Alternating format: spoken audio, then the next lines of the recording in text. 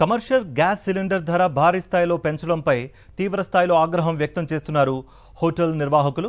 హోటళ్లు నడపాలా మూసివేయాలా అన్న పరిస్థితికి వచ్చిందని ఆవేదన వ్యక్తం చేస్తున్నారు.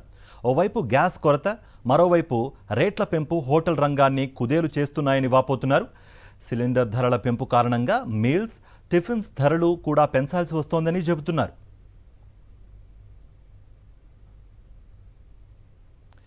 కమర్షియల్ గ్యాస్ ధరల పెంపు భారం చివరగా వినియోగదారులపైనే పడుతోంది అంటున్న తాజా కిచెన్ హోటల్ నిర్వాహకుడు విఘ్నేష్తో మా ప్రతినిధి రాకేష్ ఫేస్ టు ఫేస్.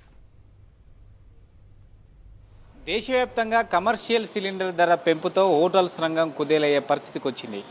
దాదాపుగా 990 రూపాయల పైగా ఒకేసారి పెంపు అనేది హోటల్స్ రంగాన్ని తీవ్రంగా దెబ్బతీసే పరిస్థితి అంటూ కూడా ఆ రంగ నిపుణులు చెప్తా ఉన్నారు. ప్రస్తుతం మనం తార్నాకలోని తాజా కిచెన్ వద్ద ఉన్నాం. ఈ కమర్షియల్ సిలిండర్ ధర పెరగడం వల్ల ఏ మేరకు రేట్ల మీద ప్రభావం ఉంటుంది, హోటల్స్ ఇండస్ట్రీ మీద ఏ మేరకు ప్రభావం ఉంటుంది, రేట్ల పెంపు ఏమైనా ఉంటుందో ఇటన్నిటి విషయాలు కూడా మనం ఈ తాజా కిచెన్కి సంబంధించిన ఓనర్ విఘ్నేష్ అడిగి తెలుసుకుందాం. మీకు ఎట్లా గిట్టుబాటు అవుతుంది ఈ సిలిండర్ పెంపు ద్వారా?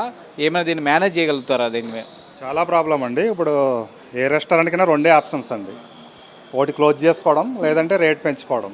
రేటు పెంచుకోవాలంటే మన మీద పడిన భారం అంతా పెంచుకోలేం కస్టమర్కి. సో అందుకని ఆలోచిస్తున్నాం ఎంత పెంచాలి. ఇప్పుడు 1000 పెరిగిందోటే ఫోకస్ అయింది, కానీ లాస్ట్ డిసెంబర్ నుంచి ఇప్పటివరకు డబుల్ అయిందండి సిలిండర్. అప్పుడు 1500 చేంజ్కి వచ్చేది మాకు, అంటే 1800 ఎంఆర్పి ఉంటే డిస్కౌంట్ ఇచ్చేవారు. మాలాంటి పెద్ద రెస్టారెంట్స్ కన్నీ పేమెంట్ కరెక్ట్గా ఉంటే డిస్కౌంట్ వచ్చేది. ఇప్పుడు డిస్కౌంట్ లేదు, ప్రైస్ డబుల్ అయింది. ఇప్పుడు 3300 అండి. సో ఇలాంటి పరిస్థితుల్లో కంపల్సరీ రేట్స్ పెంచాల్సి ఉంటుంది. ఇదంతా సామాన్యుడి మీద భారం పడుతుంది. క్లోజ్ చేస్తే అందరూ వీధిని పడతారు.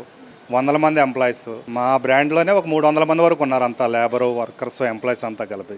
అలా సిటీ అంతా ఎంతమంది ఉంటారో మీరే లెక్క వేయాలి. అది ఇప్పుడు ప్రజెంట్ రేట్స్ ఏ విధంగా ఉన్నాయి? ఒక పెంచాల్సి వస్తే ఎంతెంత పెంచే ఛాన్స్ ఉంటుంది? అంటే అన్నిటి మీద పెంచాల్సిన అవసరం ఉండకపోవచ్చు. కొన్ని సేమ్ ప్రైస్ ఉంటాయి. కొంచెం గ్యాస్ భారం ఎక్కువ ఉండే దోశ, ఇడ్లీ ఇవంటివన్నీ రేటు కంపల్సరీ పెంచాల్సిందే. కమర్షియల్ సిలిండర్ రేట్లు పెరిగిన తర్వాత ఏవైతే గ్యాస్ కన్సంప్షన్ ఎక్కువ ఉన్నాయో వాటిని ఆ రకమైన పదార్థాలు అసలు తయారు చేయట్లేదు, బంద్ చేశారని ఒక చర్చ జరుగుతుంది. మీరు దాంట్లో ఏమైనా పరిస్థితి ఉందా? చేసామండి. ఇప్పుడు మాది మోస్ట్ సెల్లింగ్ ఐటమ్ అంటే ఇడ్లీ దోశనే, కానీ పీక్ అవర్స్లో ఉంచి మిగతా డల్ అవర్స్లో లంచ్ టైమ్స్లో వాటిని క్లోజ్ చేయడం జరిగిందనమాట. సో అలా చేయడం వల్ల ఎంతో కొంత గ్యాస్ సేవ్ అవుతుందండి. చూడండి, ఇక్కడ 3 దోశ బట్టీలు ఉంటాయి. ఎప్పుడు కంటిన్యూగా వెలుగుతూనే ఉండేవి అవి. ఇప్పుడు అవన్నీ క్లోజ్ చేయాల్సి వచ్చింది. ఈ రేట్ల ద్వారా పర్ మంత్ పర్ ఇయర్ ఎంత ఎఫెక్ట్ పడుతుంది మీకు? ఇప్పుడు మంత్లీ ఒక 4-5 lakhs భారం పడుతుందండి ఒక బ్రాంచ్కి మాకు. మేబీ నార్మల్ పీపుల్ మీద వేస్తే వాళ్ళు వెంటనే రోడ్ మీదకి వస్తారు కాబట్టి వాళ్ళ మీద వేయకుండా కమర్షియల్ మీద వేశారు. బిజినెస్ చేసిన వాళ్ళు గట్టిగా మాట్లాడలేము ఎవరి మీద.